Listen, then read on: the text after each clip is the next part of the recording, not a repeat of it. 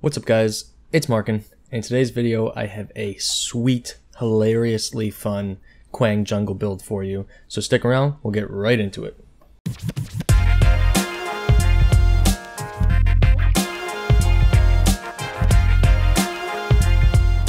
Alright, now first off, Quang as a hero is super flexible. You can build him straight up tank all game, early game, late game. You can build him damage, early game, late game. He really can go either way depending on how you build him, which is why I really like Quang as a hero. In this deck, we're focusing mainly on damage. A little bit of tanky stats, but it's mostly damage, and it's awesome. It's fun. This is a fun build. Now I think most of you have realized v42 is really about having fun builds, and I've just been experimenting with a ton, and they're just awesome. So, right into it. Affinities, growth, and depth. We're going to start out, our first card will be Call of the Week. For a jungle start for Quang, it's great. It executes minions or monsters when they're at 20% health, so it gives you much faster clear. You're just swinging away, your clear will just, it'll be so much faster with Call of the Week, so absolutely grab this. Now you want to back pretty early and grab Mother Tree. Mother Tree gives you regen on the jungle. It'll give you mana boost and a health boost. The regen will be much better when you're in the jungle. Quang does go through a lot of mana, so that mana regen will really help you. Now for your next back, you want to be at about 4 or 5 points. At this point, Flame of Zekken is free. Flame of Zekken, every time you upgrade an ability point, the cost goes down by 500 coins, 500 gold. So once you hit 4 ability points, that's 2,000 gold. Flame of Zekken is free. Now this card is extremely overpowered right now, extremely. For those of you that don't know, it's an active. You click on a monster, a minion, anything like that, and it deals 500 damage. Boom, right away. However, every single time you use this card, it stacks plus 150 damage. So grab this card while it's free. You constantly hook up stats. You stack and stack. Just continuously kill monsters with it. Every single time it's up, kill monsters with it, and you can stack the damage up like over 2,000 damage. So securing raptors, securing OP is so much easier with Flame. Another great part of Flame is you can unequip it and its stats stay. So at this point in the build, we want to get Flame of Zekken and either Invader Mage or Guard Piercer. Both of these are pen cards. Invader Mage is pen for abilities, and Guard Piercer is pen for auto attacks. So if you are more of an auto attack player, grab the Guard Piercer. If you're more of an ability damage, which I tend to do more of on Quang, you want to grab Invader Mage, and you can keep swapping out Flame of Zekken. So pick it up at this point, your next back, unequip it. And then you want to use it again and pick up more stats, pick it back up again. Now our next back, I usually pick up Veil Stepper.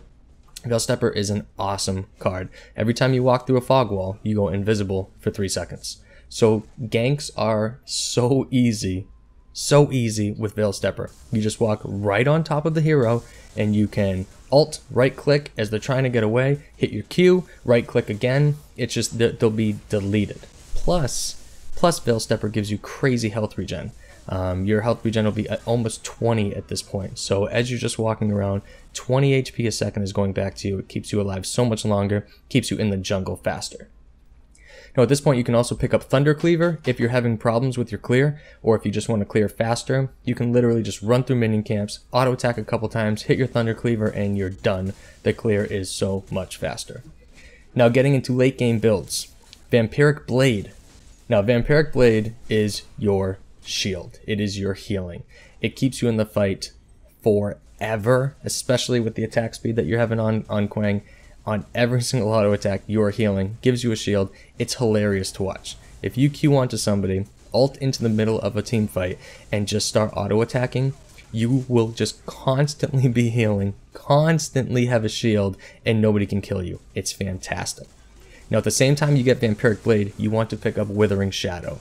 Withering Shadow has a damage aura around you. It's a toggle card, so you can toggle it on, toggle it off. While it's on, it deals 85 HP in damage to yourself and anybody around you, any enemies around you. So again, ult into the middle of a team fight, click on Withering Shadow. At this point, you're going to have a couple thousand HP. The carries on the enemy team will have maybe 1,200. every single second, every single tick, you're dealing 85 damage to them. So if you're in there for, let's say, what, 4 or 5 seconds during a fight, that's almost 500 damage you're dealing to the carries without even hitting them. They just need to be somewhat near you. It's probably 1,500 units, I think. And it's just, it's hilarious because they just melt. Especially with you auto-attacking and healing yourself, you don't even get damage put on you. The 85 HP that's getting taken off of you, you gain right back with your Vampiric Blade on your lifesteal. It's fantastic. Now you have, for last cards, you have some situational cards. You can go Shadow Dancer. Shadow Dancer makes you invisible for, I believe, 15 seconds. So if you want to get some sneaky stuff going on, equip Shadow Dancer. You have Vengeful Mire, which after you take a certain amount of damage, it does a 100 move slow to everybody around you.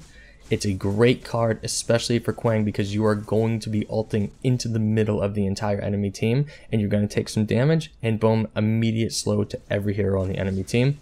And your final card is Trapper. Now, Trapper is a slow card as well. However, the slows on Trapper proc on hit. So every time you hit somebody, it stacks a slow. Once you get up to 10 stacks, it is a root. The enemy hero cannot move anymore. Another fantastic card. Like I said, those 3 you can kind of pick and choose from depending on the situation at hand and where you want to go with the build. Now for gems, we'll run through this real quick. We have first gem in agility, we have Jungle Assassin. We have then Jungle Lifesteal, the Vitality tree. Then we take damage reduction, damage return, and then back on the agility tree, we have Lifesteal. And then on the intellect tree, we have experience, just to give us a little boost of XP. Now, this is one of my favorite builds on Quang. There are other Quang builds that you can go tankier and more quote-unquote legit builds that'll win you the game easier, but this is such a fun build on Quang to just run around with constant shields, constantly damaging everybody with Withering Shadow. It's hilarious, and it works very, very well. So let me know what you think of this build in the comments below. Also, let me know what hero you want to see another deck on, because I have a ton of these crazy builds lined up. So just let me know, leave a comment. Thank you for watching, guys, and as always, stay active.